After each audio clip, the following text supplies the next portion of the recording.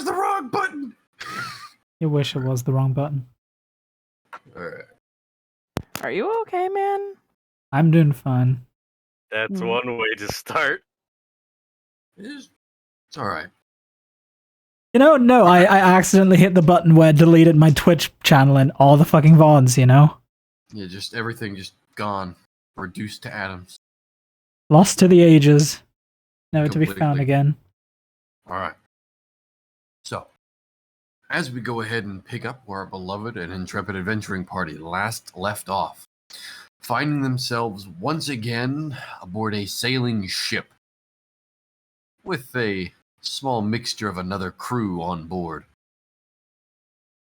The small mixture of now dilapidated and butchered corpses of fishmen and other such almost wooden ship-like constructs of beings littering the ground beneath the feet of our adventurers. We go ahead and pick ourselves up just as they have finished slaying and slaughtering these pirates. The decks of the ship still covered in a thick fog and miasma that just seems to hinder the vision beyond about 10-ish feet. In doing so, and currently still residing there, the smell of blood is present and permeating the air. The soft iron and almost rank stink of fish corpses. Currently, the soft groaning sound of the wooden construct still trapped between the two ships is trying to move, but it looks like it's not going to be moving too quickly or anywhere else for that matter. As I go ahead and say, I open the floor to you all there. We'll pick up and get back into character there. As, what would you guys like to do?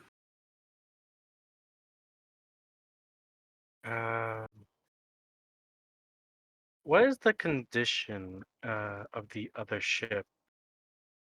You can't really see. I mean, it looks functional. You see the gangplanks and boarding hooks are still attached to yours. Hey, shall we check to see if these pirates have had anything on them?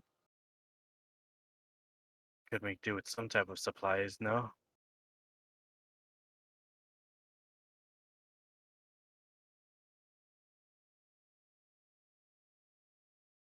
Aram just kind of goes and sits down in the corner. And you're still the red sheen, just furiously waiting for something else to rear its head just so you could slaughter it. Less that, I think. It hasn't been a minute since we've been out of combat. This is just the ramping down of it. I mean, you guys were just in combat. I mean, as long as a minute's passed, the rage will fade and the exhaustion will kick in. No, I get that. I'm saying in the winding down as the minute is slowly ticking by. Yeah, no, he's just gonna go sit down, like take a breather. All right. You sit down, controlling and containing yourself. In doing so,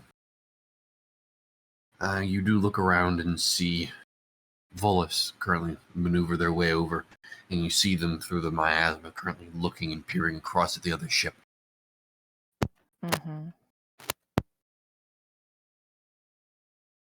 Is there anything else anybody else would like to do as Volus is looking at it? Can Zoran, I try yes. and loot the dead bodies? Yeah, you can. Go ahead and make me an investigation check. Alright, hold on. My PC is being slow because literally just booted it up. My sheet's still loading. I don't know what I have to roll. I should remember it by this point, but I don't. Happens to everyone. So please bear with me. I don't think I have anything to add to investigation. Right? Investigation? Investigation should be. Yeah, no, it's just a straight roll. And that landed on its side. 17! Looking through the corpses, actually they find a couple of things on them. Alright.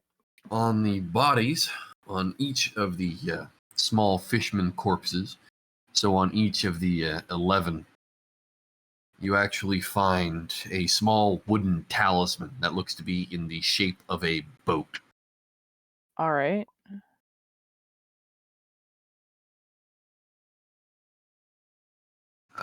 See if he knows what the creatures are. Make me a nature check, Zoram.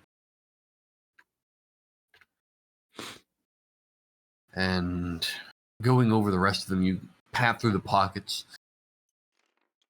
Going through, you notice that the blood is a very faint bluish red, so it's really weird for you to go over.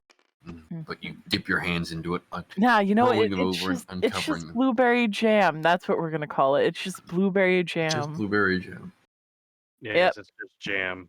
But you find on each of them, they have a small sack of about 8 silver pieces each.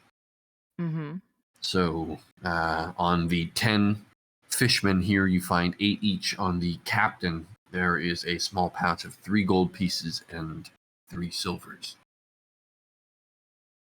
I divvy them up amongst the people that are here with us by the ship because teamwork makes the dream work. Good. And then I go back to searching. Well, divvy up the coin. You can do that on your own as you wish. Mm-hmm. Zoram, as you're going over and trying to see what these creatures are, you actually have a soft reference as to what these are. You've somewhat heard of these. A rather estranged race of bug-eyed fishmen who are known to be vicious and less than hospitable to humankind. They are known as Kautoa. Very vicious and evil little chihuahua of a fishman. It's the best way I can describe him.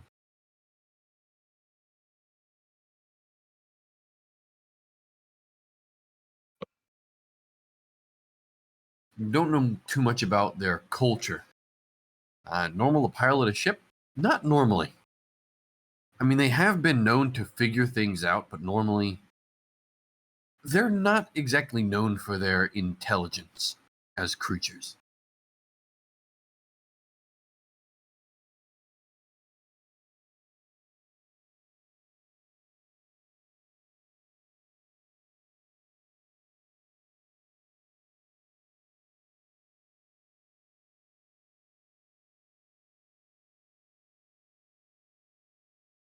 But Clyde, you continue going over the bodies. There really isn't much else here. You do find the spears and the shields. I mean, you could probably sell them for maybe a few silver pieces each when you get back, but other than that, really isn't much. Mm-hmm.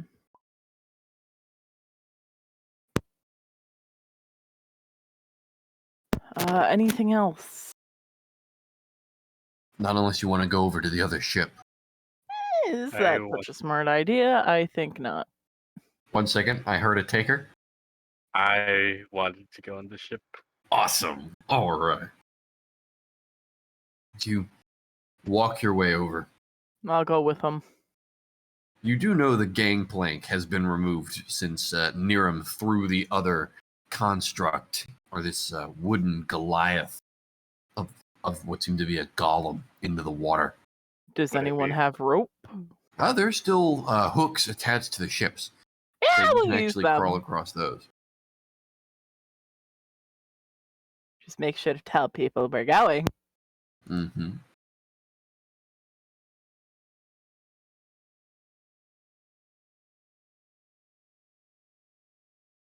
All right.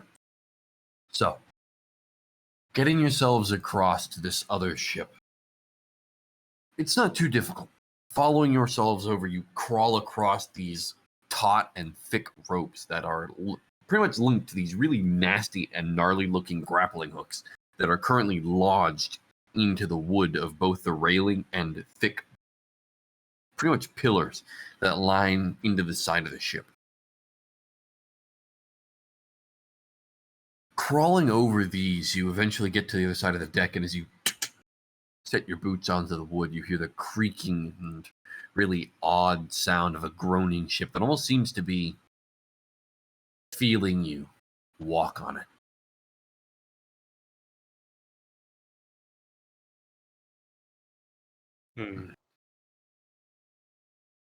Uh-huh.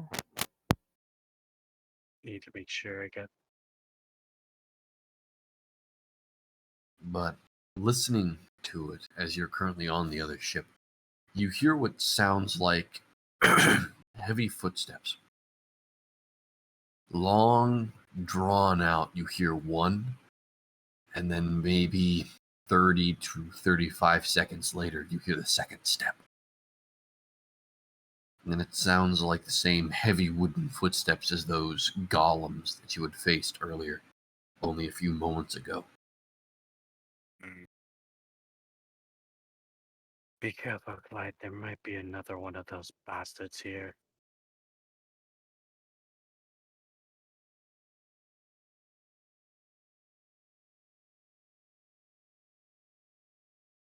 And with that, I'm gonna prepare a spell as they get on the ship. Okay.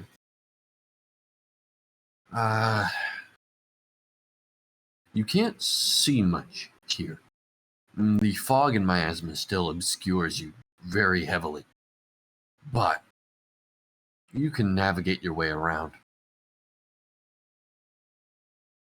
In doing so, as you keep looking, you eventually do run into a large figure, roughly about 8 feet tall, that is shambling its way across the deck. This is another one of those golems. And you see, it's not even looking at you, it's just meandering its way across the deck. Every heavy footfall just followed by another as it goes over and seems to complete some task, either tying a rope taut or checking its secured lines. So it doesn't seem No, hostile. No, it does not seem hostile.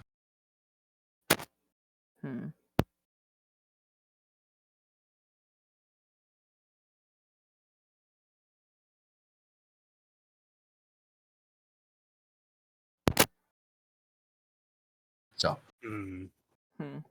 let's see. What would be the most optimal thing we could try to take it out? Actually, one of the things I want to see, how stable does the ship look? it's probably as stable as your ship. I mean, it's Okay. sailing, it's floating, and if it can carry the weight of a couple of those golems, you should be fine. Clyde would shake his head like we're not taking down this thing.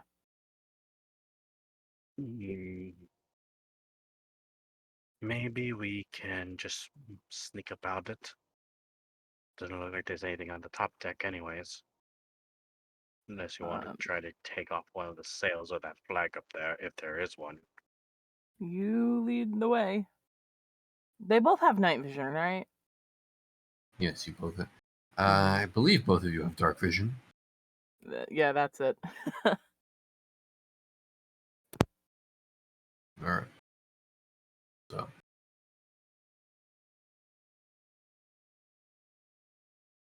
Shuffling your way across, back down towards the aft side of the ship, or what you can only suppose is the aft side. You head back down across, and you run into another one of these golems. What you currently see is it is hunched over and currently tending to what looks to be a large, almost opening, a cargo hold opening in the top side of the ship. And you can see it's currently opening it up and holding it steady as it looks to be preparing for cargo to be put into it.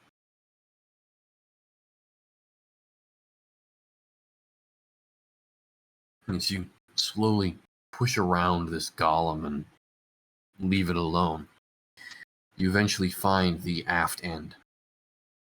And you find the two long staircases that seem to wind up in a very weird design. most ships you've seen, especially out of that of the Kamyar or even most pirate vessels, have straight ship or pretty much have straight stairway or ship stairways. These are curved and rounded. It's not something you're used to. You watch the flow and you see up above, you see there is another one of these golems, but it's shorter, much shorter, almost about the same size as one of those fishmen. And it's currently tending to the wheel, steering and maneuvering the ship.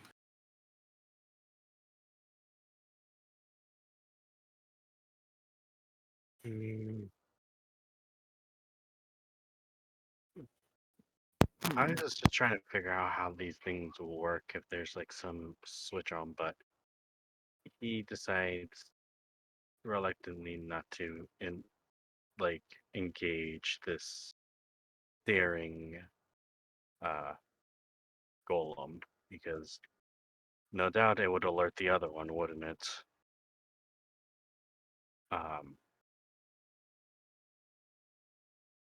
Is there any clear entrance to go below deck? Looking through it, yeah. There are two doorways underneath the main, pretty much the steering column. You can see there's one fine door and one just normal looking door. And the left one seems to be leading into what you could only presume is the captain's quarters. And one on the right just seems to lead below deck.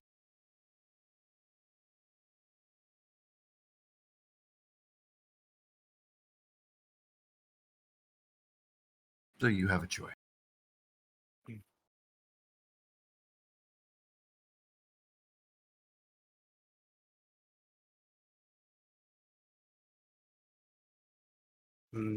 Where do you think we should go, Clyde?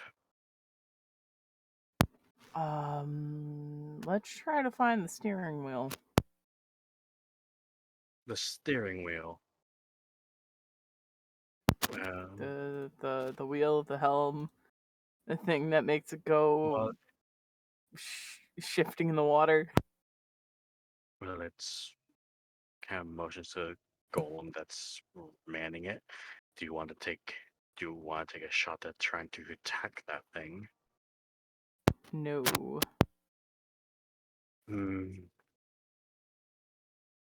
Would Velas have any understandings about golems?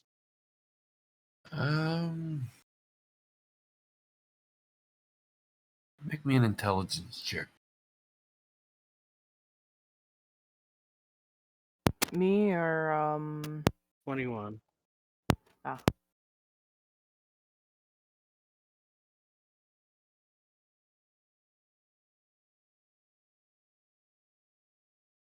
You do know that golems are construct. They are amalgamated pieces of either clay, wood, stone, gold, iron that have been pumped or enchanted with enough magic to produce some sort of sentience.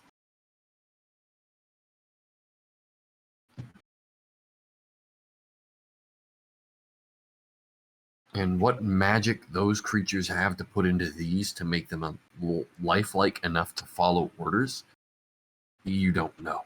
They didn't show any magical prowess, and they certainly didn't show anything in the terms of knowing how to use them properly, aside from the captain.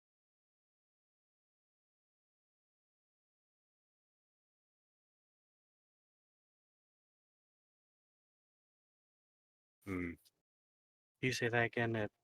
I didn't pick it up. Allow me to fix what I said. So, what ended up happening is you're currently thinking about it. Golems themselves are essentially...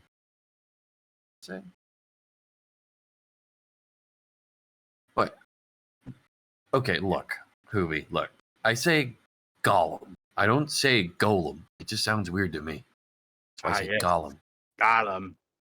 The one ring that is precious. All right, shut up.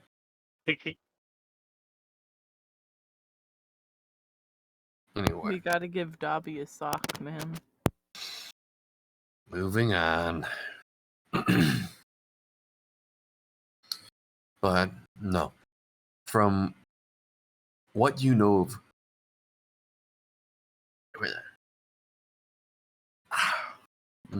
golems, essentially they are mounds of material, be it wood, stone, gold, iron, pretty much anything, enchanted or pumped with enough magical essence to become, or at least granted, a state of relative life. Although it is nothing major, but it is enough to grant them simple commands or even to follow simple tasks.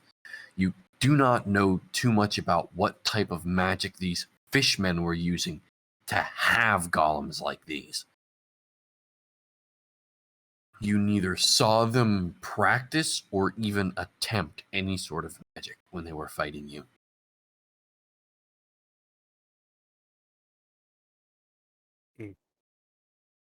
Would he know if there's any, like, power source to them? I know they're pumped full of mana, but is it contained in anything?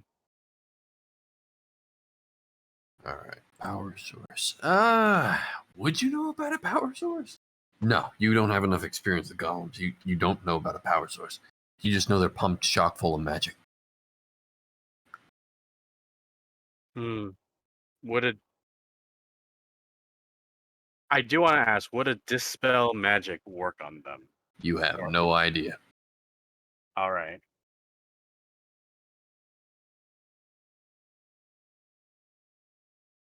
Would you like to try it out? I might save it because if I try to do it, I can only do it once because we did not rest. Nope.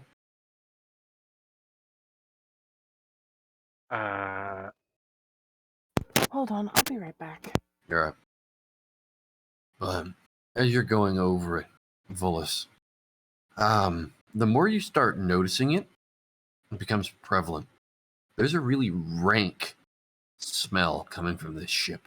And it's not just fish. It smells like rotting meat.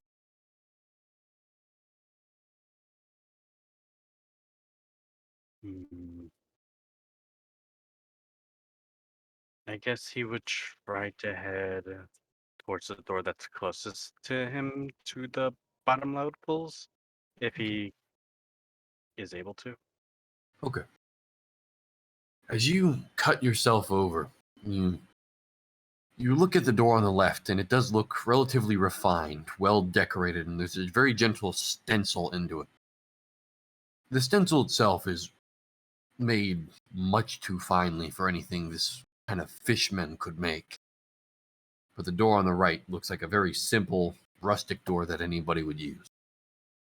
And pull open the latch, and down below you just kind of smell it.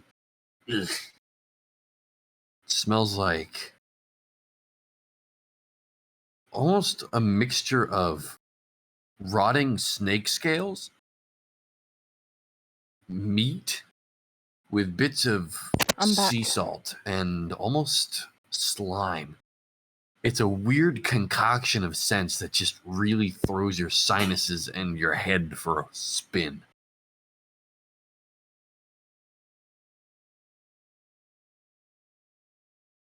Yeah, well, this kind of gives mixed signals with this, like with the different various scents.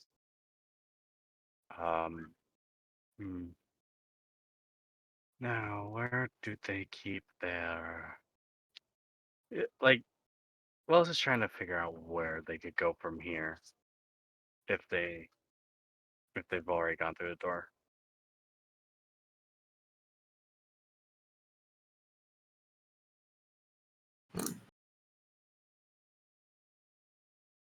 All right. You have the door open and you can walk down if you want to. Yeah, he's gonna... Okay. Each step you take, the old boards of the ship beneath your feet just creak. It just seems to add this really, really odd, ominous sound.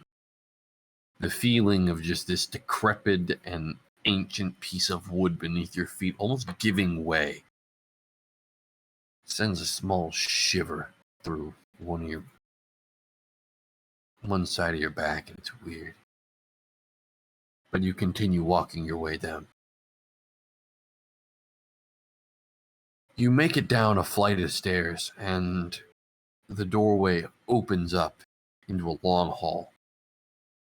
The hall itself, as you look down and across, you see that the miasma is unaffected down here. However, the ship is almost completely pitch black. The only light is coming through small cracks and little holes in the deck of the ship. So it's very hard to see. And your dark vision is still trying to kick in as you're looking through it. So you're in that weird phase of going from somewhere really bright to somewhere really dark. Mm.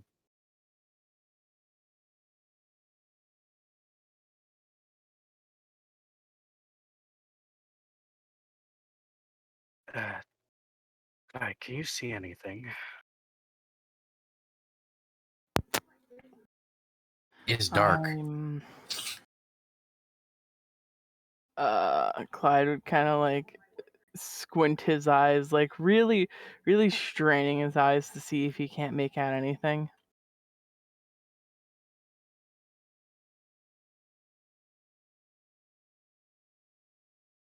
Do I see anything? Make me a perception check. All right, perception. I'm pretty sure I also don't roll anything fancy with that. Nope. I got a 2. Blind as a bat. No, you're both in that phase of like, it's still fucking dark down here, and your dark vision is doing its best to try and help you along. All right. Clyde kind of like looks over to. My brain is blinking on names. Well, it's currently you and Volus down below. Yeah, Volus. Clyde kind of like looks over to Volus, being like, "Hey, you got a stick." Blind man stick. Yeah, we'll use it to whack things. Okay. So Volus, you got a stick on you of any kind? No, but I could summon some light. The thing is, we'll just be exposed after that. Yeah, no light. Light bad. Light very bad. I'm gonna look at my bag and I'm gonna just see if. Hold up, let me check my inventory to see if I even have a stick.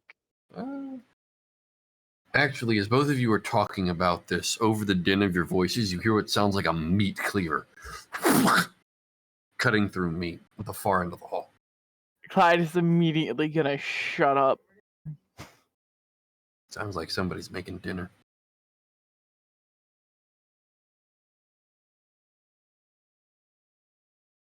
You hear the heavy cleaver impact again. And it sounds like it's a very clunky use. It almost sounds like another one of those golems.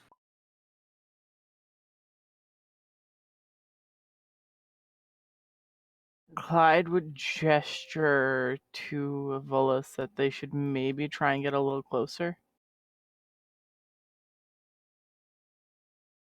Lead the way then, Clyde. Clyde would proceed to very carefully and slowly make his way over to the sounds in which they are hearing. All right.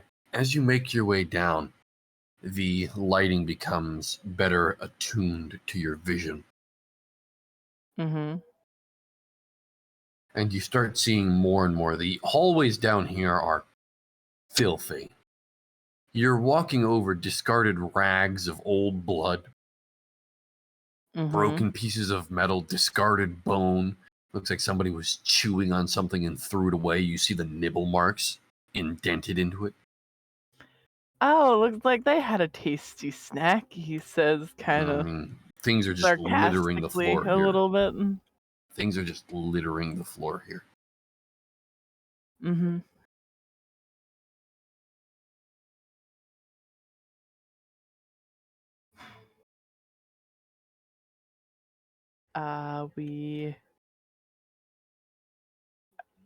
God, I don't know if I have gloves. Do I have gloves? Because I don't want to touch this if I don't got gloves. Willis, do you have gloves? I just waves his gloved hands. Pick it up and look it over. He kind of like Pick what up? points to like one of the discarded bones. Why would I do that? We might be able to make it out what it is by teeth marks. You're old, you tend to know things. Because that's a... Look, this place was ran by golems and fish people. We can assume that whatever was being eaten was probably other people that were sailing. That's why they're probably pirated. Don't you think? Yeah, but you never know. It might be something worse than fish people. I don't know what's worse than fish people, but it might be worse than fish people. What's worse than fish people? I don't know. Fish people. Like, the only thing worse than fish people is when Rowan doesn't get any freaking bread, alright? Yeah, and we might run into like 30 Rowans that haven't had bread in over 3 hours. Would you want to fight an army of Rowans? The thing is I'm not picking that up. Look, Look, man, you got gloves. We're close to the sea. You can just dip your hand in after. It'll be fine. doing that. Enough. All right, then give me your glove. You know how expensive these gloves are? And I'll buy you a new pair. No. Well, it's just kind of just gazes around. What is there any other pathways when they're down there?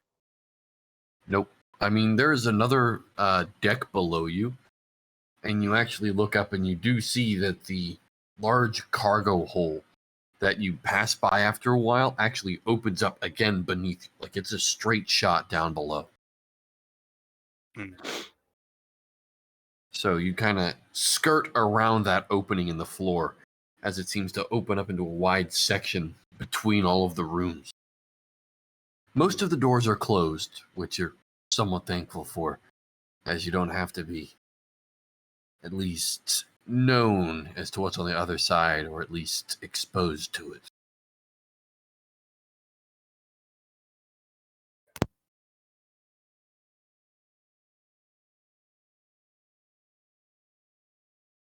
Let's just try to make our way down, find some. I don't know, they might have kept some treasure or something.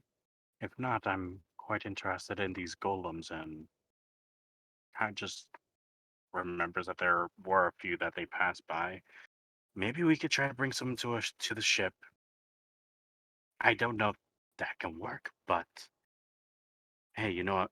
If we have a few extra hands and, well, capable fighters that are quite resistant by the looks of it, I'd say that'd be a plus, you know?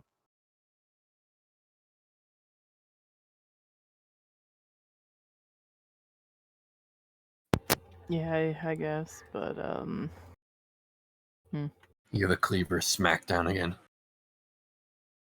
Let's just avoid the kitchen, please. But what if we go down and we land on top of them? Or we land near them? Or we land near something that's getting Worst comes to worst, I the blow food. open the ship and we just get out.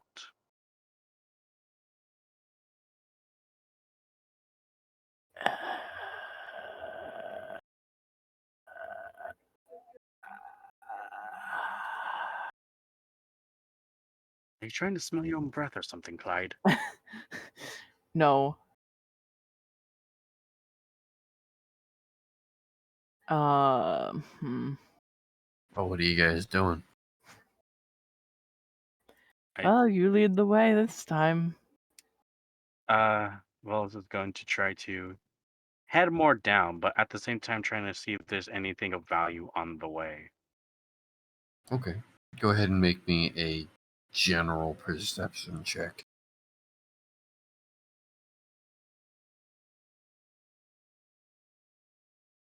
General perception.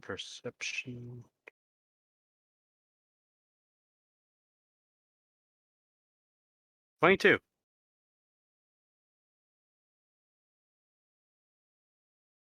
Nothing of value.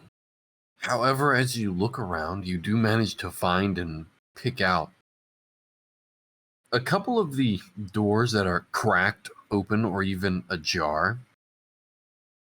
You're able to see in what looks to be some sort of a shrine. And just the small peek you get into it, it almost looks like some sort of quasi shrine. Hmm. But you just get a weird feeling from just even getting a look. But you keep walking.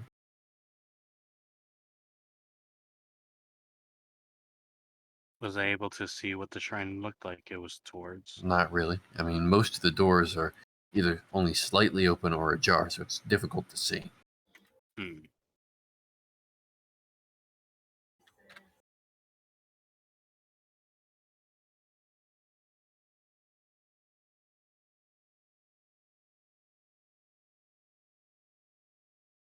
Well, Clyde, I don't think we're going to be finding anything of value here. Actually, I want to use Detect Magic. Okay.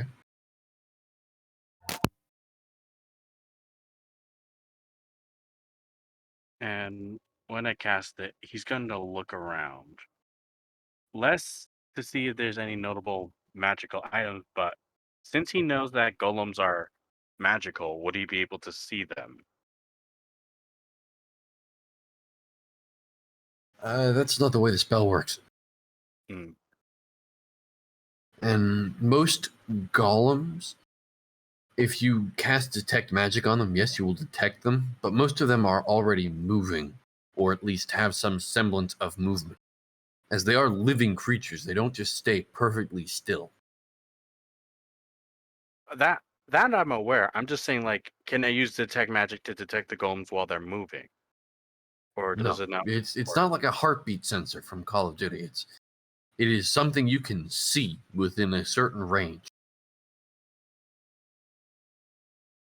It's not like you're gonna, oh, I'm gonna detect magic to see if I can sense an animated suit of armor on the other side of this door. That's not how that works.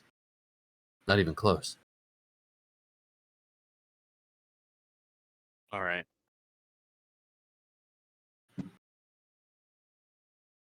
If you want to use it to see if anything's magic in front of you, yeah, sure, go by all means. Then I guess he'll try to do that to see if there's anything magical as they're, they can see. Mhm.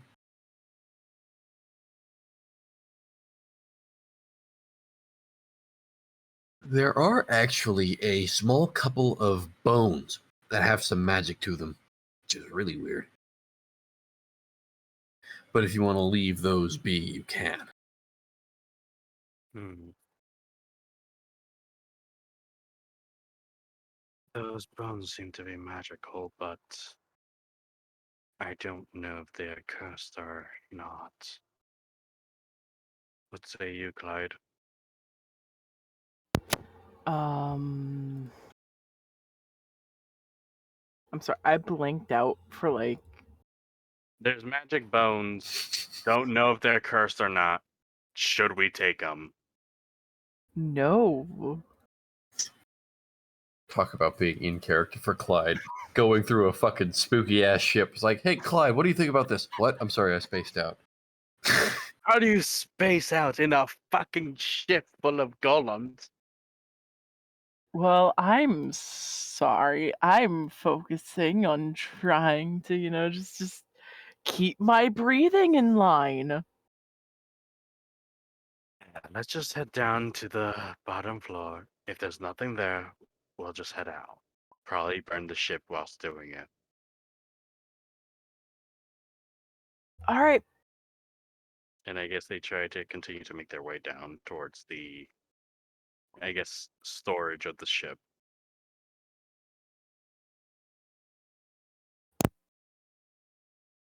Getting down to the base floor after following the stairs once again.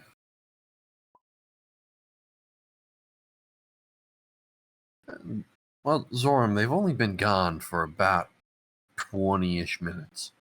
Not too long. It's not like they've been gone for hours.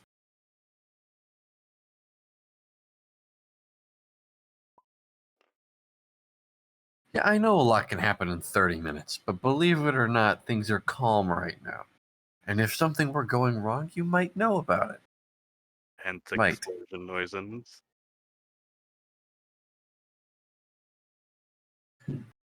But as you reach the base floor, you're actually met with a pretty empty cargo bay.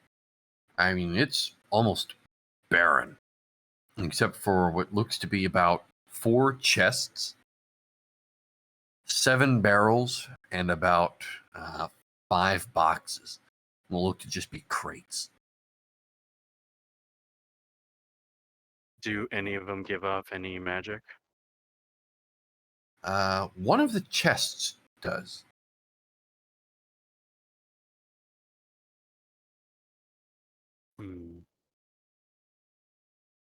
Okay, let's see. We could probably bring this stuff back. Inventory. I need to see if I can make floating disc.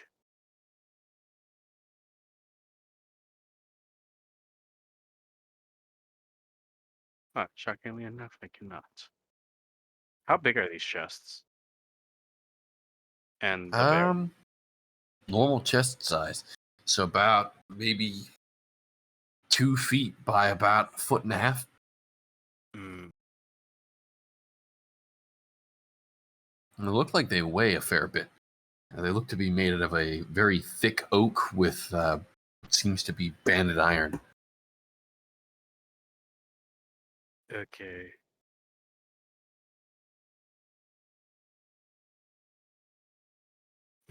Hmm.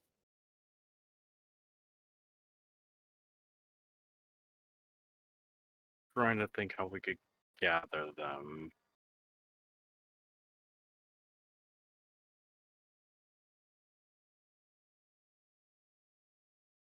Okay, I got a question. Since Answer. I have enlarge reduced, Mm-hmm.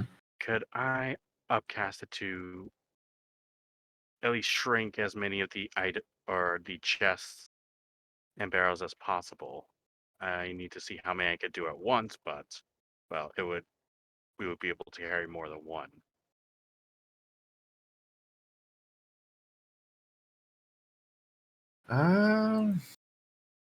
You might. You cause a creature or an object. Okay, so it can be used with objects. The target size is halved in all dimensions, and its weight is reduced to 1/8 of normal. This reduction decreases its size by 1 category from medium to small, for example. Till the spell ends, the target also has disadvantage. Okay. Target From what? what I understand of the spell myself, Hmm. even if you upcast it, it does not mean you can pretty much add more to the spell, or at least add more targets to it. Let me see. Target creature size. As Volus stands there trying to think about the magical and arcane question of getting these things out, Clyde, is there anything you'd like to do? No. Okay. We're just gonna kind of like follow. This size doubles. Yeah, it doesn't say anything if you add anything? Nurum, Zoram, as they're doing that. The deck of your own ship actually starts becoming quite full as Iris starts announcing to her crew that they should get their asses up above deck and start cleaning the ship. And you see as they start getting rid of the bodies, dumping them over, and pretty much just getting down. They leave the blood for now so they can clean it later. But they do pick through the rest of the equipment. You do see a couple of them steal bits and bobs that were left behind and then cast the bodies overboard. But most of the crewmen just return above deck and they start getting back to their main station. You do see a couple of them are looking uneasy at the idea of the giant golem that is currently sandwiched between both ships and the very sickly looking grappling hooks that still maintain a grip on your own ship.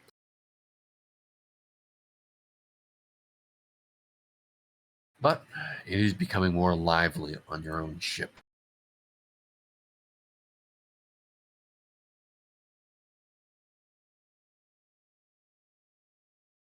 Well, Aram's going to do what he does best, and he's going to try to help. Just cleaning up, throwing the bodies overboard.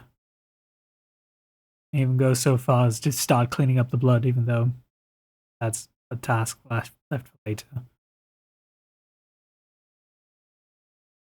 Okay.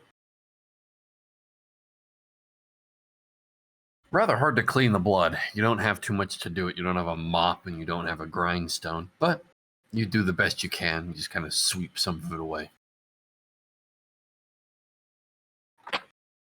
Doing the best that you can as you help clean up the bodies.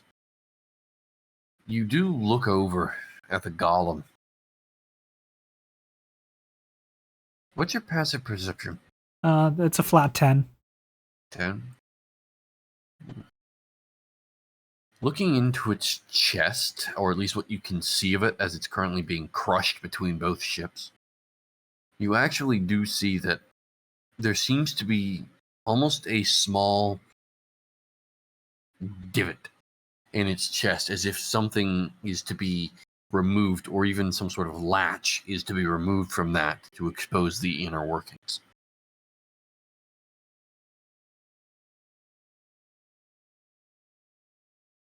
He's going to keep that in mind, finish his task for now, but once he's done with that, he's going to relay that information to Zoram.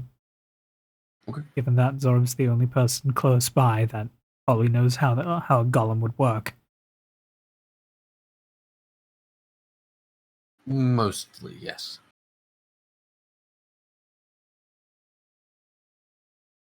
Also, I would like to take this opportunity and take a short rest, because okay. It's doable with the essence of how long they're taking over there on the other ship. So go ahead and roll me your hit dice. I'm gonna roll. Let's see. How are you doing? But as you roll those, we'll go ahead and shift back over to Volus and to Clyde on the other side, trying to figure out what to do with all the newfound boxes and loot they have found, if it even is loot. Right, how about we start looking to see what's around? Okay. Don't touch the magic chest. I think I have an idea. Why would I touch it? I don't know. I'm just telling you one of them is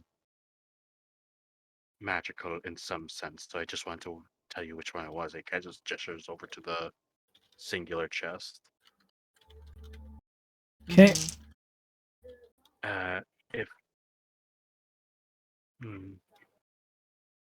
But I guess once that happens, Wallace is going to look at, or at least start searching the contents of the barrels and chests to see what's in them. Okay. Going over the barrels and chests, you find most of the barrels are full of water, clean water. Okay. However, going through the crates, you do find that some of them are full of what looks to be antiques. You find fine braziers of almost a quasi gold and silver. Very finely made. In some of the others, you go over and find some candelabras, bits and pieces of what look to be fine, expensive stuff. In looking for it, what you managed to pull out of it, most of this stuff looks like it was stolen from somewhere, or at least something, as most of the places where these would be affixed still have pieces of wood with or on them. Hmm.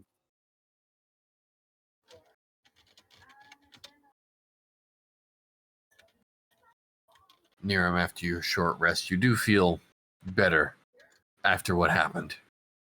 And you sit there and pull out a small roll of bandages and slowly wrap it over your own wounds. And you sit there taking a breather. For what or what crate, since I don't think we've went over the chest yet, he kind of separates them in the barrels and starts tying them all together with a rope, trying to gauge its overall weight of which ones have the most value in terms of like how heavy it is. You're no smith, and you're certainly no merchant, so you don't really know how much these things go for. However, you do know that they look expensive, so you can probably sell them as such. Yeah, he's just trying to figure out which ones are heavier or which boxes kind of weigh the most. He's just kind of organize them by that first before before he looks at the chest minus the magic one. Okay. Going over to the chests, they are not locked, actually. And pull them open. Inside each of the chest's contents, you do find dust. There's a fine line of almost a dirty old cotton rag that is just settled with dust over top of whatever is inside of this chest.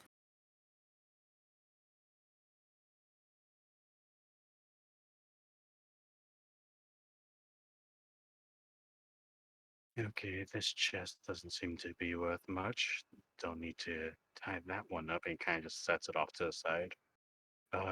Clyde, you try opening one. All right. Okay. Clyde, you go over, open the chest right next to it. Same thing.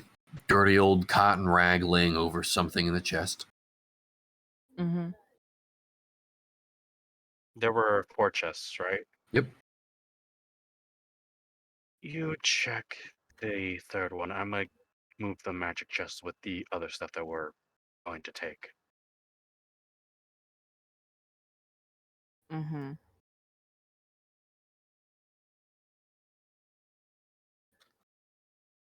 As you go over to it, Clyde, you open the next one. And it's odd. It's another chest. Dirty old cotton rag just stuffed on top of something. We'll take the rags away from the box that I opened. Okay. And you take the rag away. And with what little bits of light that seem to stream through, you look down and see that there are little bars that seem to be settled in this chest. Mm-hmm. That little light that reflects it almost reflects golden back across your own face. Mm-hmm. Okay.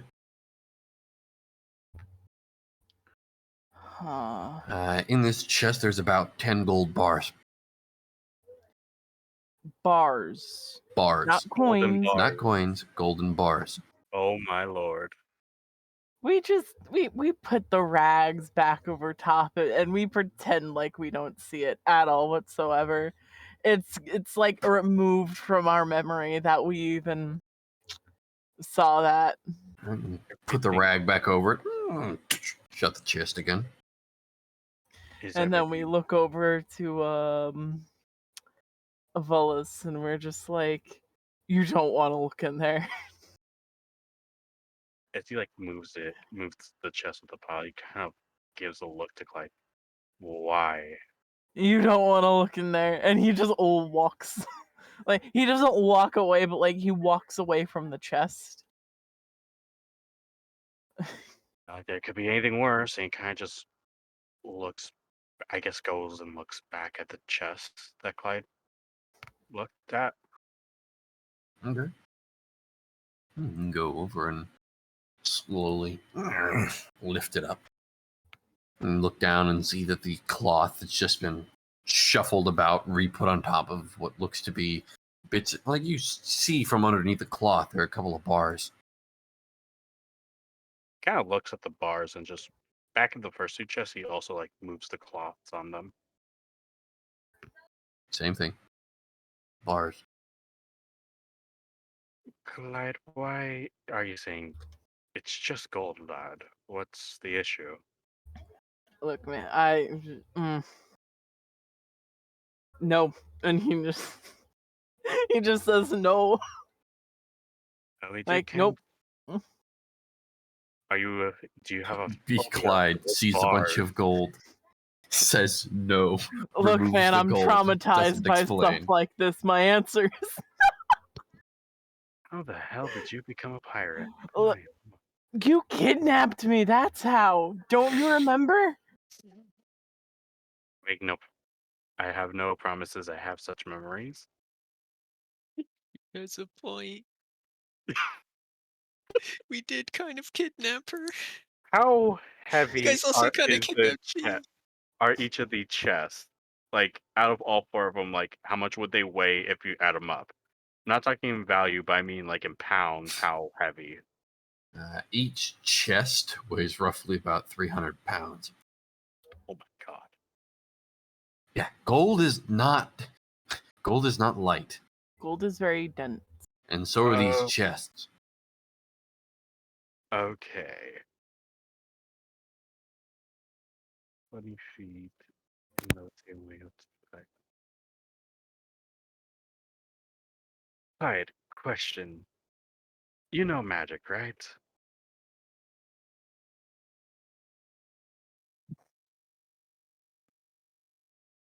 I'll take that silence as a no. Does this also include the magic chest as well? No, you haven't opened that one yet. I'm asking like by weight. You lift it up. It's pretty hefty. Okay, I'm able to lift it up though.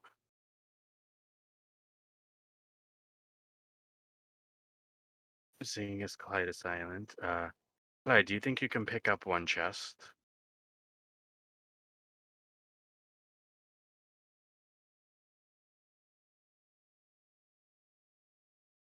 Clyde remaining silent is. We're just trying to erase the gold from our memory, man. That gold, nope. What's wrong? It's just a little bit of gold. Just a little bit. You can take it. That's what they all say. You can take it. Don't worry about it. Just take it. It's That's all right. what they all say. No. Look, Clyde, once we get this back onto the ship, I'll just light the place on fire and then we'll call it a day. No doubt that this might be split among the entire crew. Look, man, we should be living well below our means. This is too much, man. We're probably not going to get all of it either way. And with that, he kind of mutters some words. And can I try to twin cast levitate on two of the chests? Cast levitate on them. Yes, it works on a creature or an object that is below 500 pounds, or up to. All right. Grape immediately raises the thing. Oh, sorry. 500 pounds. No, what? 501 point. No, I'm not the kind of DM to do that. I know. I was joking. I was Everyone trying to gets make a yes. joke. Actually, no, you kind of. No, I know how to do this. As you cast Levitate on them, you watch as they start slowly lifting off of the ground, and you feel proud of yourself until they don't stop. Until they hit the top of the ceiling, which is only about 7 feet. So you can still reach them. It's just they're now on the roof. I guess he just sets down the magic chest, gets a rope, ties both of them up. And go over and stand on it and tie him down with rope. As you're standing on the magical chest, a little bit of movement to it. Like you feel your weight shifting. You don't really think too much about it.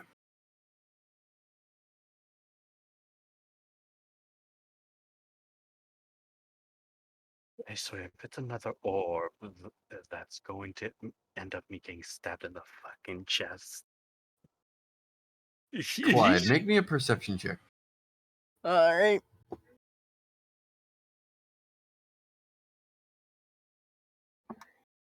Oh God, my dice fell. Where did you go? There you are. 17. 17. After doing a re-roll on my desk where it did not fall. Nice.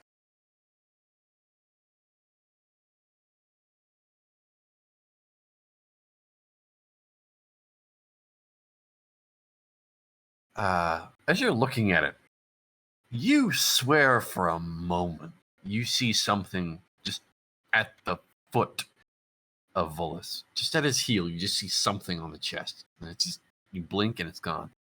You can swore there's something there. Mm.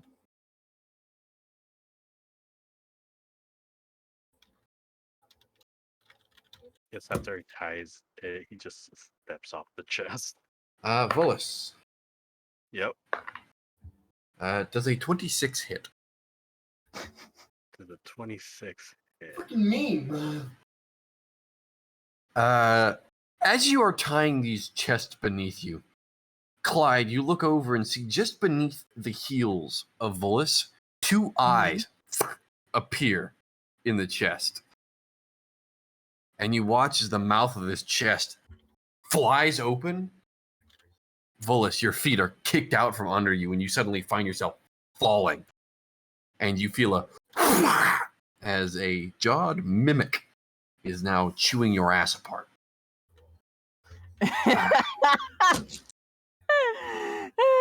Clyde can't help but to chuckle. Really, you're getting And now we're scared by gonna try gold and- bars, but you laugh at a fucking mimic. What Well, now sense we're do you gonna make? take out our rapier and we're gonna try and skewer Alright. it off of you. All right, so with that, as you just got completely surprised by it, that's an automatic critical. Hmm. So you take, that would be, okay, that is 20 points of piercing damage. Okay. And then from the bludgeoning damage, as you see the 2 long arms appear out of the side of this mimic as it starts picking itself up, it's going to try and slam you into its mouth. Can we try and skewer it? You can. You take, that is, since it's no longer a surprise, you take 7, 8, 9, 10. You take 10 points of bludgeoning damage. Oh, as God, suddenly Lord. this mimic just has awoken and is trying to eat you. All right. All right, we're gonna take our rapier. Okay. Does a 14 hit? 14. 14 does hit. So as you bring your rapier out, you point it towards, and you actually manage to find purchase within its leathery, now somewhat wooden and leather-bound flesh. It pierces through, and it gets a resistance. You hear as this mimicking sound is just horrible and just throaty bubbling. So, I did 8 points of damage. all right, 8 points of damage. So, as that happens, I got a 6 and then add the 2 from dexterity. So, right, that's how it works. You manage to get him spit out. And Yay. I mean, not spit out in the way that he's currently out of its mouth, but currently not in its jaws any longer. It's still biting at him, but he's not exactly doing the best that he is. So, well, doing so, as currently this mimic is still trying to bite him, and you see these two dangling black arms that are currently residing out, and they're, aside from the face of the two bulging yellow eyes that come out of the front of this mimic, you see that each side has these long, black, fleshy-looking arms that are made of blackened leather. Its entire body is still that of the chest. However, as it's currently trying to bite at you, it's a very horrific image. Tasty. So, Vullis, as it's trying to bite you, it gets stabbed and you just manage to get spit out of its mouth, just as Clyde manages to distract it for a few moments. I need you to actually go ahead and make me 2 concentration checks, please. All right. Actually, no, 1. Just 1. And I need you to beat a 30. 30. Yes. What do you have to roll for concentration? Normally, that's just a natural 20, but if he wants to try and make it, he can try and. I'll try and make it, but I don't think I have a save DC that would reach. I must also say that you know what's floating above you. Oh, I'm fully aware of that. But wait, why is that 30 for those 2 chests? Because you took 30 points of damage. And then, 1 second.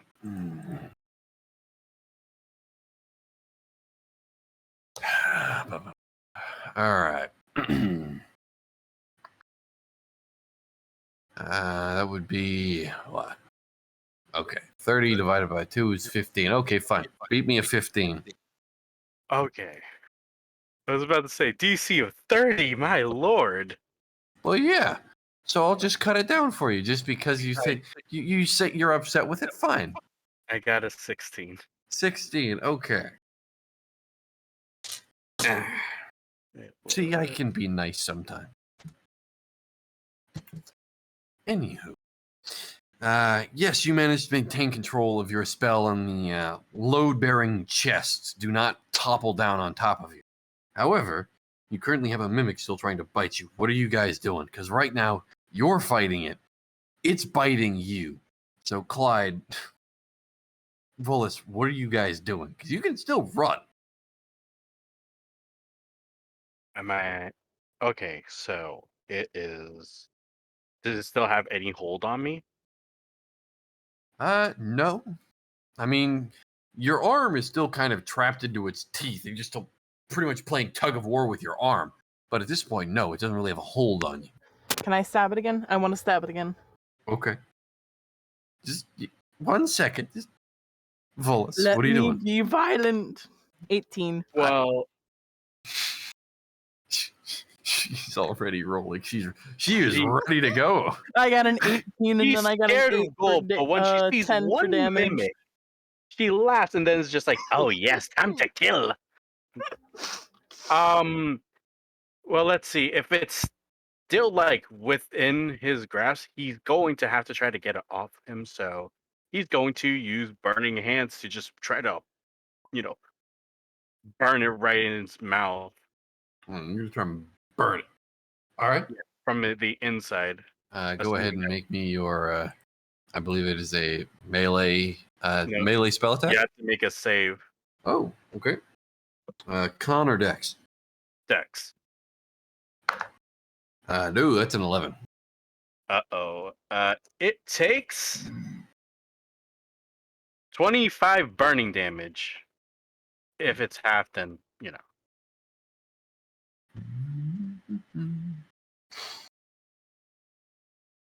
So, 25 fire damage. So immediately, as your hand dives into it, you just watch as the inside of its mouth ignites into a ray of phosphorus-like burning, and you see as bits and pieces of white-hot coal ash just start popping out of its mouth. All right. So. Okay. Oh, wait, actually, I forgot to do this. I need you, because you are considered grappled. Even though you're doing the spell, I need you to actually make me an Arcana check. See if you can actually do the spell.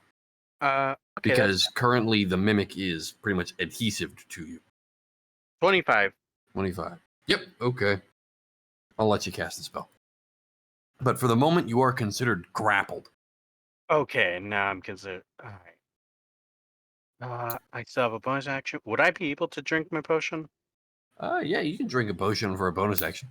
Okay, I'm gonna drink a potion because that thing fucked me up. The snarling maw of this mimic is still trying to bite the shit out of you guys. And Clyde, as your rapier once again spears out, trying to poke it. What was your damage? Because the 18 did 10. hit. 10. Okay. This snarling and howling abyss of a mouth that is trapped within a chest.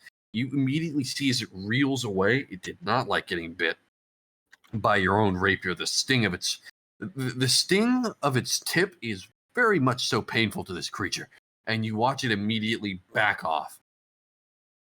However, it still has its mouth abrasively wrapped around Volus. So Volus cannot escape. All right.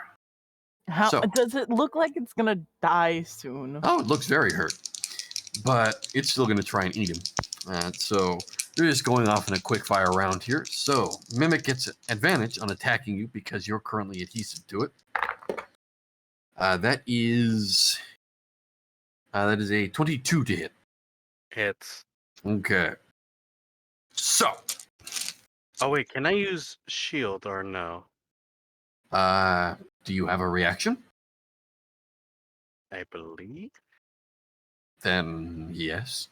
All right, then I'm gonna use shield. That would make it up to 5. Then no, it misses. Okay. So as it tries to bite you, just as it seems to penetrate through your skin, you just manage to shove your other hand in and create an arcane field of force that just pushes the teeth right back out, not able to do too much in the way of harming to you. So, Mm. as that's going on, Clyde, you're currently still there poking at it with your rapier. After that, Volus. Currently, this thing is biting the shit out of you. And if you don't get away from it, it's probably going to kill you. Since both my hands are in it, I won't be unless I want to tear off both my freaking arms. So I will have to use. Do you get half damage in this? Okay, so it does still do half damage. I'm going to try to use Burning Hands again because I need to get this thing off of me. Okay. Or can I try to manhandle it off? Burning Hands, I believe that is a vocal and somatic components, correct? Or is it just... Cast for the... I just need V, S, or M. It does not. I think it's... no. Hold up, let me check because D&D Beyond doesn't do that.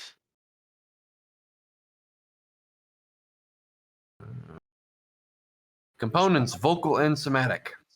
You cannot use somatic because your hands are currently in this thing's mouth. Okay. So you're able to do it once, can't do it again. So currently, as you're wrestling your hands from it, you cannot cast a spell. You're just stuck. Unless you want to break away from it. Can I try to pry myself free from it? To do so, I need you to go ahead and make me a acrobatics and or athletics check. Let's go. 24. It's a crit. You're rolling like Hoobie. All right. What do you mean? Now, you pull one hand out from its mouth as its tongue is currently wrapped around the other one. The wet, lathery, just leather of this amorphous thing that is wrapped around your pretty much your wrist up to your elbows. You manage to slide one out. You currently brace yourself on the leathery flesh of the exterior of this wooden metal look, and you just manage to pull your other arm out as it slides out, much like Jack Sparrow did when he managed to use the goo to get his hand out from the shackle. And you pull your hands away and back off as you are currently still bleeding profusely. Ah, fuck. That's how you wake up. At Well, use looks my like you gotta I got a what? you gotta get that checked out, man. No shit. Still have a very angry mimic that is trying to attack you. By the way, that would end your turn in this speed round. Clyde, you're up. What are you doing? We try to heal him, but we don't use magic. We just kind of like. You still have a mimic. It's still Clyde! trying to attack you. You attack the mimic. Yeah, we'll tag the mimic for whatever reason. I'm like, oh yeah, the My mimic is God. dead. Nat 20, Okay, so you do crit. 2, and then do I roll damage again because I crit? No. Double the die. Double the die. Okay, so 4 and then plus the 2, so that's a 6. Oh my Ah. God. Actually, it's enough to do it. So just as Volus pulls himself out of the grips and just the jaw of this mimic, you once again bring your rapier out and you stab into its tongue, and you just keep pushing down until you finally feel a hard resistance, and you pull the rapier out and you watch as this mimic kind of Look, man, you shouldn't have falls woken against up the on the wall. wrong side of the bed. And you watch as the mouth of this chest is now agape and slightly ajar off to the side. We take one of its teeth. Okay. A victory Govan. trophy. Go ahead and make me a survival check. Let's see if you break it when you pull it out or not. Mm-hmm. Oh my God, my arm. You can see. I got of a it, 10. Well, think of it this way, Vullis. You were standing on it. When it opened its mouth, you fell into its mouth. So it didn't bite your arms, it bit your body. And then just as you got up and you tried to get yourself out of it, it wrapped its tongue around your arms and it kept them in its mouth. Yeah. I'm gonna drink one more healing potion. Okay. Just so that way I don't bleed myself to death. All right. You go ahead and drink this potion. Niram, you feel a disturbance in the forest, but not one you can care to be disturbed about. You're tired, exhausted even from the essence of rage leaving your body. He just like kind of perks up for a second, looks around. Can't have been that important. Just yeah. Sits back down. Yeah, that's a quote. Oh my God, we're like the seagulls from Nemo. Just Mike. All right. So, but as you watch, you've let Zoram know earlier about this. You've watched him just keep an eye on this golem. He approaches it, and you actually watch as he very gently puts his hand over and kind of grabs to it. Even though the free arm of this golem is now moving and free, you do see that it is now just staying still. You're not sure why, but it seems unmoving. Still drenched and soaked in salt water. As he pulls open what seems to be some sort of a latch and just kind of almost has to peel open the wood. You hear the long, strained groaning sound of somebody almost pulling apart two pieces of pretty much nailed together wood. As it breaks open. And he looks inside of it. From what you can actually see, and some of the crew members also do as well, there actually looks to be a shrine in the chest cavity of this golem. You see there are little lines and rows of candles and offerings inside of its chest. And candles and such have been thrown around since you did dash it into the ocean.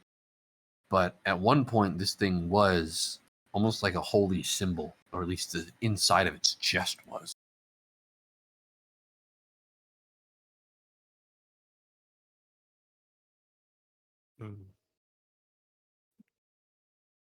There are layers of candle wax, and you see bits and pieces of seashell, silver coins, mixtures with gold, and even bits of slivers of metal, of iron weapons that have just been kind of placed in here.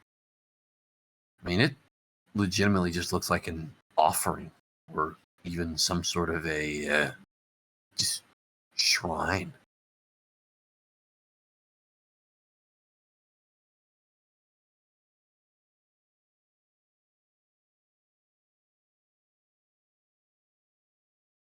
Zorm just kind of stares at it for a second. He's looking around. And knowing Hooby, he'd want to roll for it. No, he has no idea what religion this is. But Niram, you just sit there just disturbed at the sight of it. As the inside of it, due to the nature of you throwing this thing about, the inside of it looked like, if you've ever seen Alien, have you guys seen Alien when Ripley and the... Nope. Never right. seen it. You remember when the animatronic gets destroyed? Or Yeah. Yeah. That's what the inside of this thing pretty much looks like since the candle wax has been thrown on it. It looks really disturbing. Okay, I know what it. But yeah, that's Yeah, it's it ain't it's pretty. unsettling to stare at.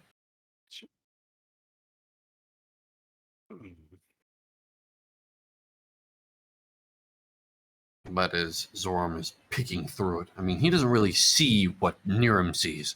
He's a man of intelligence and study. Niram is one who takes things at face value, one who's a very straightforward individual. So he sees more to what he would see rather than what Zoram would. Oh. That ain't too great.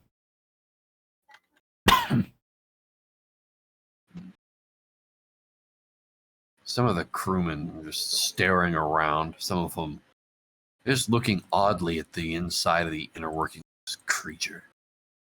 This maniacal piece of wood that just seems to have come alive somehow.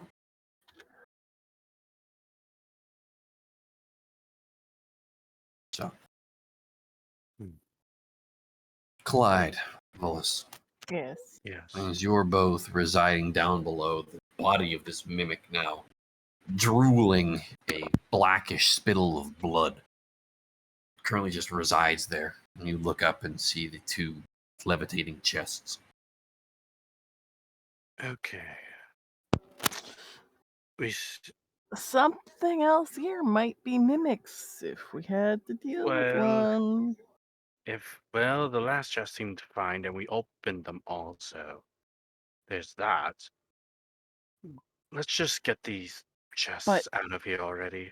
Do we want to take that chance? Wait a minute.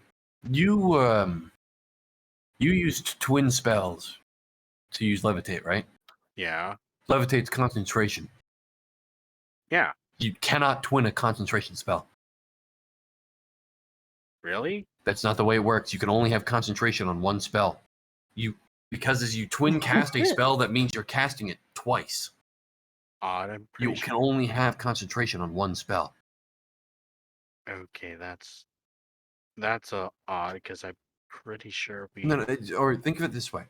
While you are using meta magic points to still use it, you can only levitate one thing at a time. That is your concentration. But even as you try and expand more sorcerer points to actively concentrate on that other one, you cannot. It's another focus point for your concentration. You cannot split it. It has to be one thing. You Okay. can't just levitate multiple. Yes. I have an idea. How about we say that he took the gold from the one chest and put it into the other, and he's just levitating that one? That'd be stretching it, but yeah, it could be doable. Okay, Hmm? then that's fine. The only thing I have to question is, I believe fly is also concentration, right?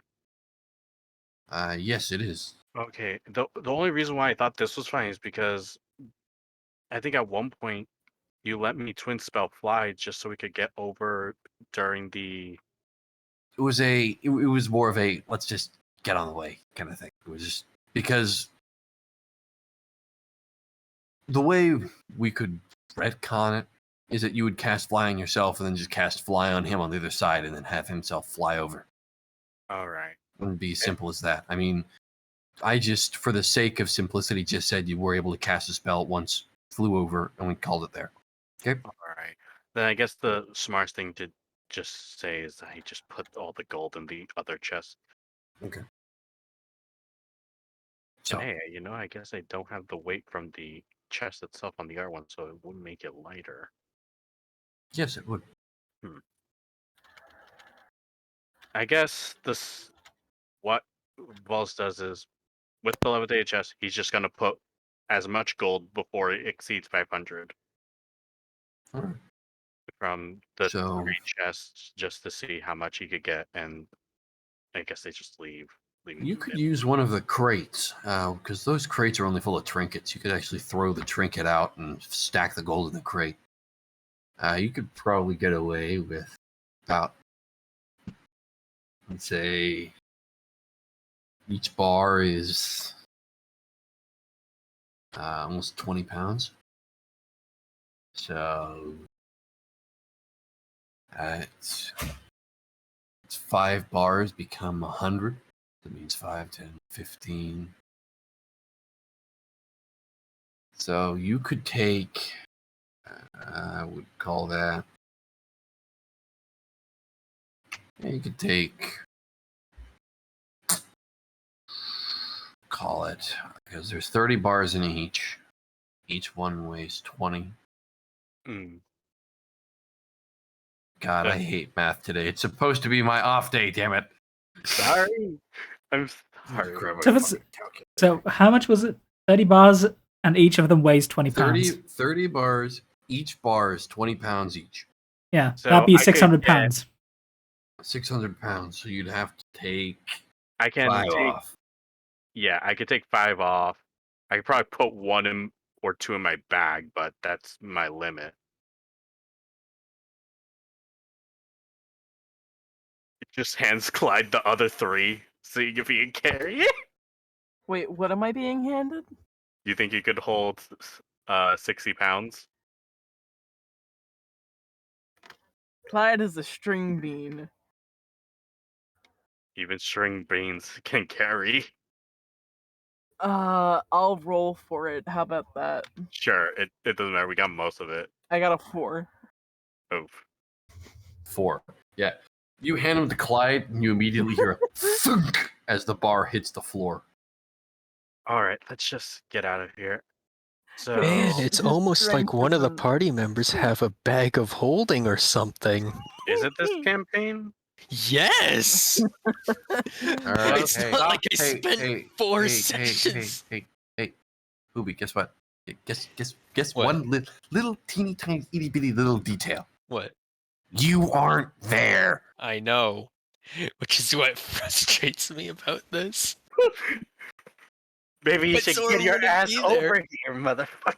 Well, because Zorum's doing shit. Okay, so there were 30 of them. 25 are in the crate. I took 2. Clyde can't carry any. So By the way, I just need to ask, Zoram, were you here when I explained what you found inside the chest of that golem? I vaguely heard at the very tail end of, like, it looks like the alien, what happens to the android in Alien. Yeah, okay. it looks like I'll go over it once again.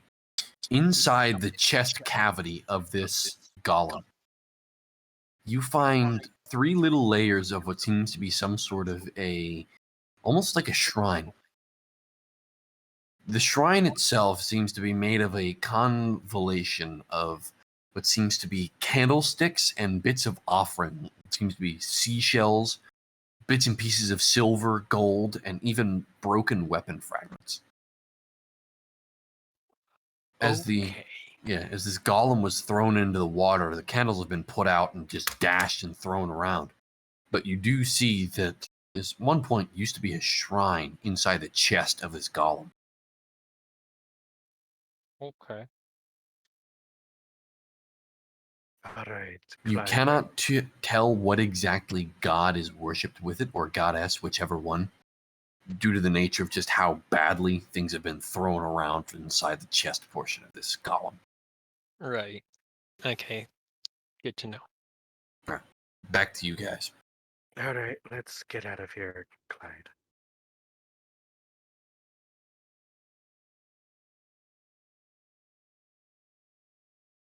And Clyde looks back down at the gold, looks back at you.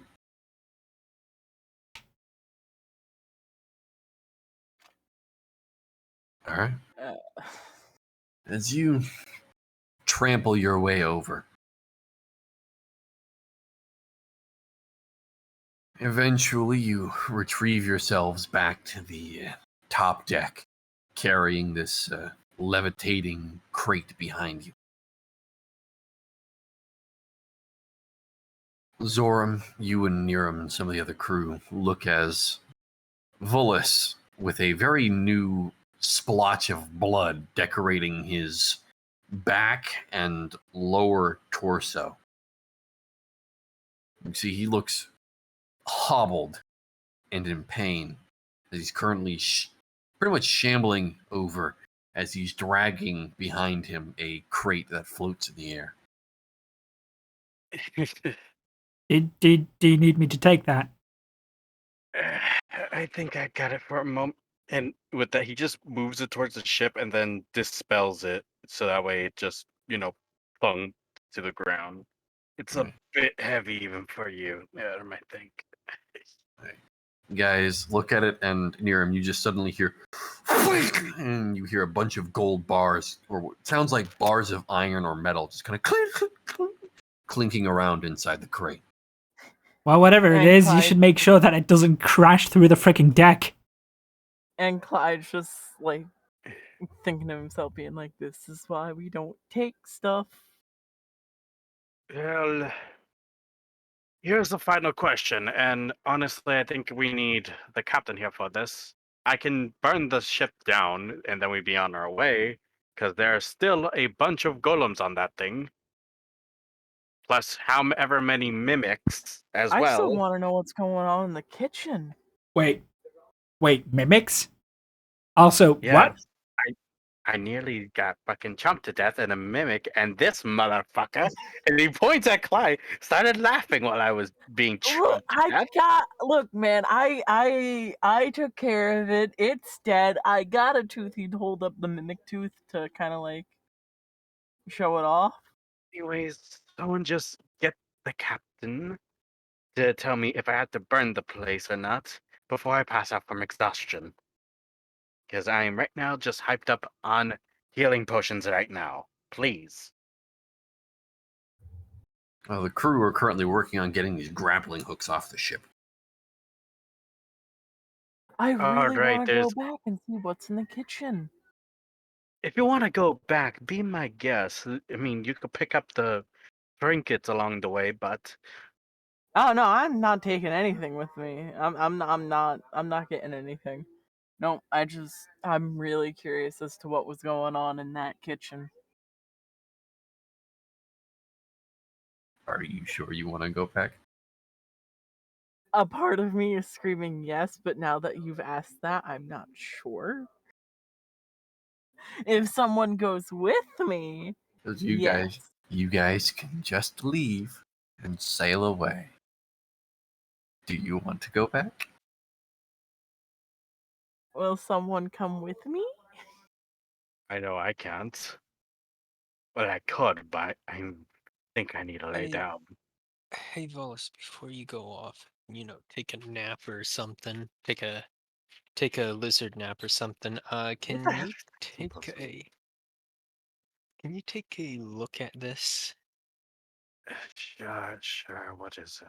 And he's gonna point out like the inside of the golem and kind of show it.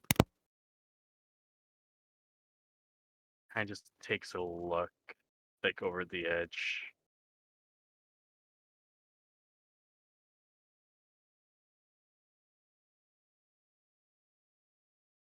And I assume he just sees the weird candle The weird shrine. shrine-looking thing is what Mhm. he's showing. I saw Do a you big. recognize what this is? Have you seen anything like this? I saw one inside the ship. So there's that. But I have no idea which god leads this, or goddess. Does not look like anything we have met before. And honestly, I'd rather just burn the ship, that thing as well, and just get on with our journey's mission.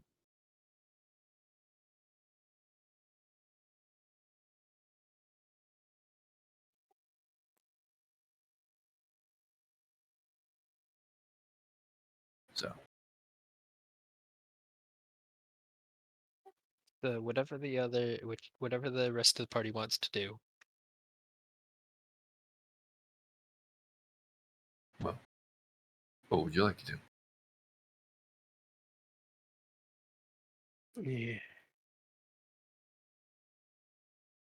Yeah. Seeing as there was no decision to burn the ship, he just kind of just, I guess, sits next to the crate of gold. It's just like, well, split it up as we go on the journey. Does that sound good?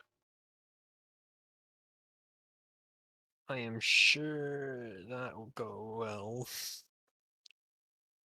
There was 30 bars, but I think we only managed to get 25, maybe a bit more. It's at this point that Zorm holds up his bag of holding. You know, if you're gonna loot a ship, you should just ask for this. I just looked at the bag, look at you, look at the bag, look at you. Fair enough. These things are heavy, though. Can I just like, he lazily just reaches over to just hand him one of the bars just so you can see how heavy they are. He's gonna open up the bag just to like let him drop it in. Question: how much can your bag hold? I'm pretty sure it can hold a lot. Because I think a normal bag of holding can only carry 500 pounds.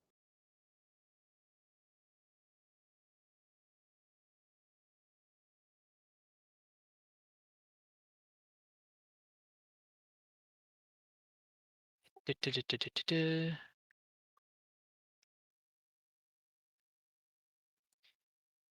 doesn't say anything about weight. It just says that the object has to be it can hold, so it can hold up to 500 pounds, not exceeding the volume of 64 cubic feet. But on the X outside, it still weighs 15 pounds. So, yeah, you would be able to carry 25 bars in one bag.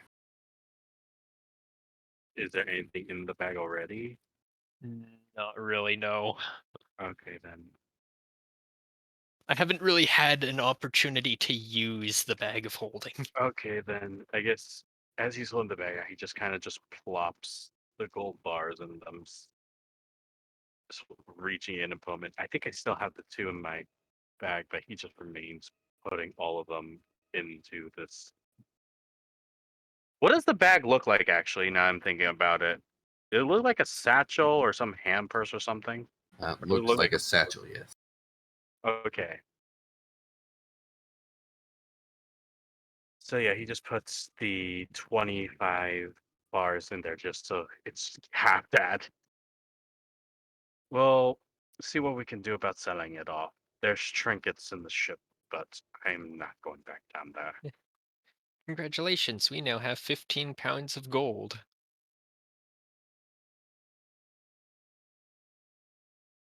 Yeah? Yeah, You have 500 pounds Yeah. of gold. Yes. yeah, but the bag makes it 15. Mm-hmm.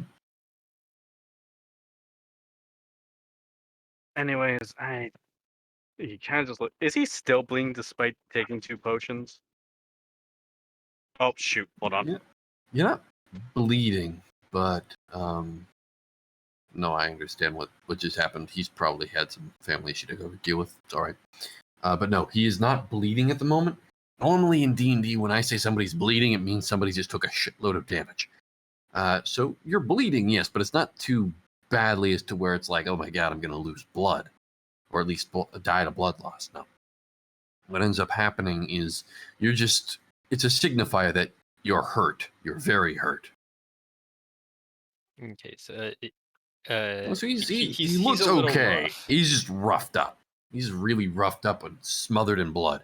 Because while you might drink a healing potion, it doesn't remove the blood that's pretty much wrapping around you. Man, at this point, I wish I had prestidigitation.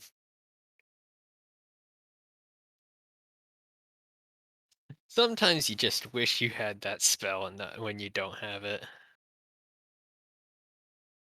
Yeah, sometimes. And other times you don't. Sometimes you just don't wish that you had it. Mm-hmm. So.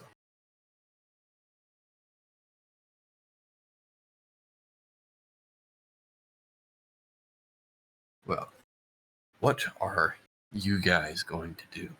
As Well, eventually the crew does break apart the grappling hooks that are keeping your ship and slowly start drifting apart as you guys didn't decide to go back over. So, what's the plan with the ship? Should we just shoot at it, or should we just let it be? 'Cause it's just, from what I understand, from those two, there's nothing really over there other than like a shrine. So like, what's the general consensus of the party?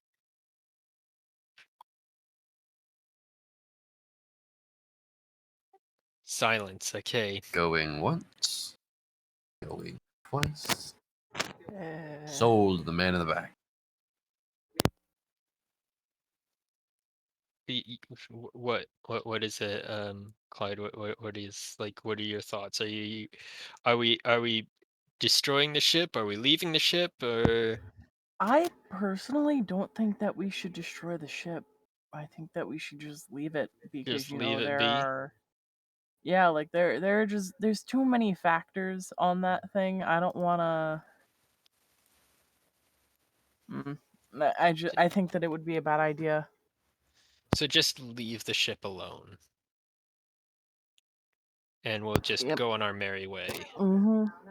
If anything, if like we really wanted to, we could probably sink it. I'm back. Sorry, a little Nope, emergency. nope, we get it. It's happened often enough. We understand. Don't worry.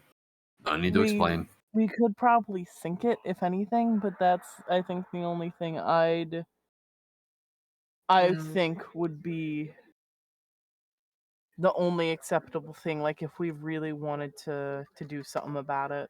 I'm all for like leaving it be.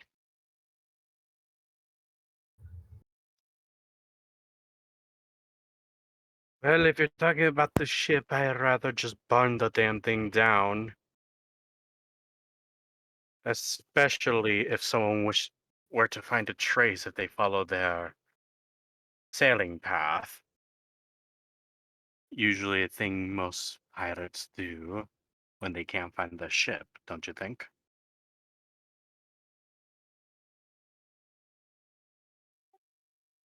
I'm Hold not on. I'm not a sailor. Ship I'm not an is expert sailing at off in the sailing. background as it is currently just staying there, abandoned, being used by a crew of Gollum. How far is it? Maybe about 100 feet and opening. Hmm. It's now or never. You guys got 30 seconds to tell me to stop. And he kind of just readies a spell. I would say sink it. If anything, just sink it. Yeah, I'm not the sailor type here, so I'll let you guys deal with this situation. I'm gonna try to just use what was it? Would a firebolt be able to like burn the start burning the sails? Or would I need something You're gonna need something stronger than a firebolt. scorching ray? Try. Alright, I'm gonna just shoot. I mean, with the trigonometry involved here, technically the sails would be out of range. Hold up. Holding. Free. As the sails are roughly about 120 feet away from you, because that's the center of the ship. Mm-hmm. Hold up, In sorry. addition, I'm waiting.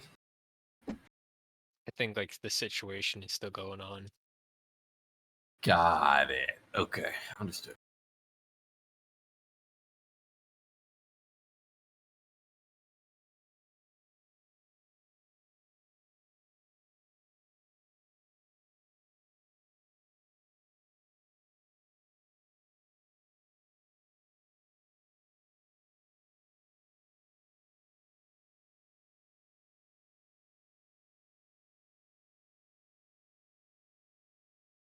Anyway, the rest of you are just watching as you see Volus preparing this large spell.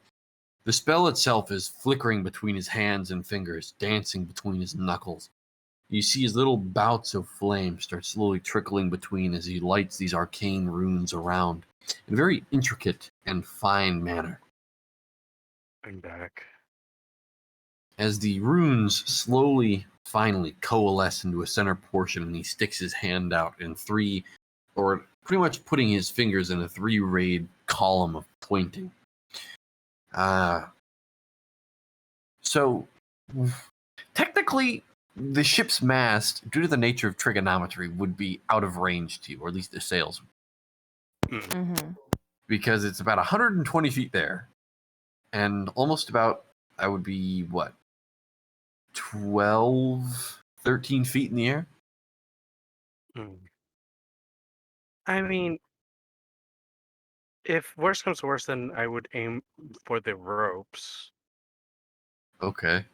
Difficult shot, but sure. Go ahead and make me your attack rolls as you're trying to douse the ship in flame. With what Alright. little flame you have.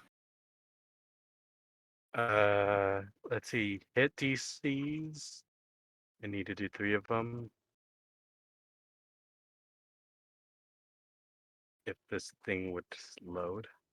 My first one's an 18. My second roll is 17. The last one is a 25. Okay, 25. Those are for roll to hits. I know. So the 25 hits. I believe you Mhm. said 18. Yes, On 18 hits. And what was the one after that? 17. 17. No, 17. No, First, or the 17 does not hit, the 18 and 25 do. Okay, the ship takes. That's 10. This is 12, so 22. 22 points of fire damage. Wow. So much damage to a ship. Oh my god, it's going to be dying next turn. Oh my All god. the it does is to catch it on fire. Now you send out the 3 flares of firelight. And the first one whiffs completely. You just see it sail off into the air and get absorbed into the mist. The other 2 see as one impacts into a large bout of just seems to be jumbled up ropes, and you see as the ropes kind of some of them start very, very slowly smoldering and catching alight, and the other ones just seem to slowly get hit and burn away very quickly, but then just die out. As a ship is routinely very wet. Oh, well, that was my attempt. If we got closer, I would have used something else.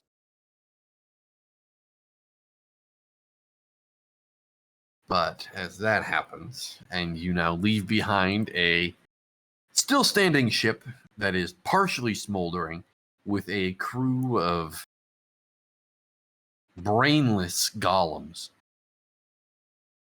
The ship has now been cleaned of fishmen corpses. The two other golems that have been one trapped between fell into the ocean, and the one on the deck took a majority of the crew, but was also cast over aside into the ocean. The loud caw of carrion birds that normally reside out in sea to try and find some ravenous pickings. And you see them start slowly gathering around these corpses as you watch them blink off into the distance. As the corpses and carrion birds slowly start fading away, just can't help but feel that the tides could have been turned there, and that could be your corpses being tossed into the ocean.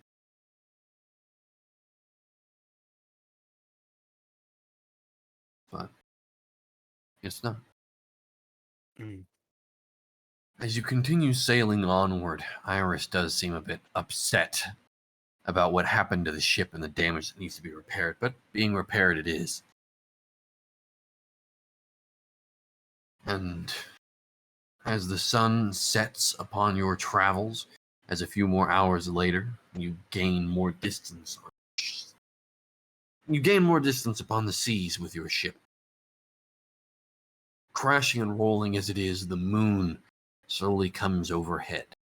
A beautiful sight, one of, well, serene emptiness, and a gray, pale light that just fills the ocean and the air around it.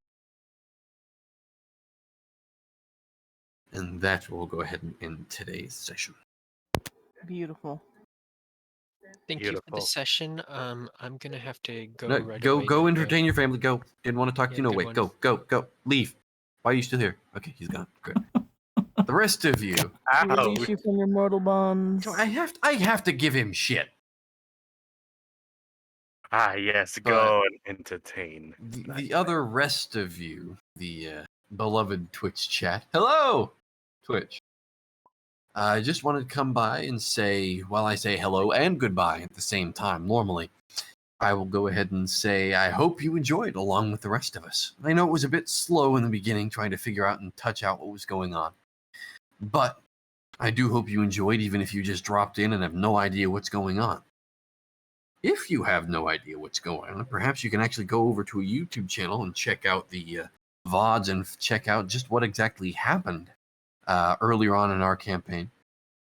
If you have any questions or so, or even you want to stick around a little bit more, you can also check out the Discord link that Behemoth will be so lovingly put up there. There we go. And along with those, if you did find yourselves enjoying, perhaps you might be able to drop us a follow. And before I get on my knees and beg, I will go ahead and hand it off to Behemoth because he doesn't like it when I do. Thank you very much for that.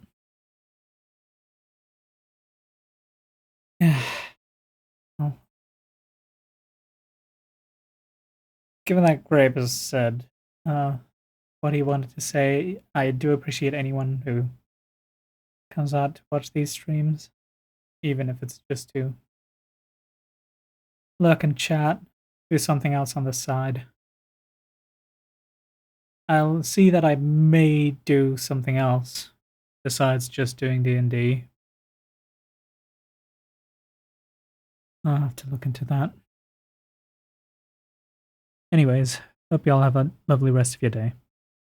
Take care.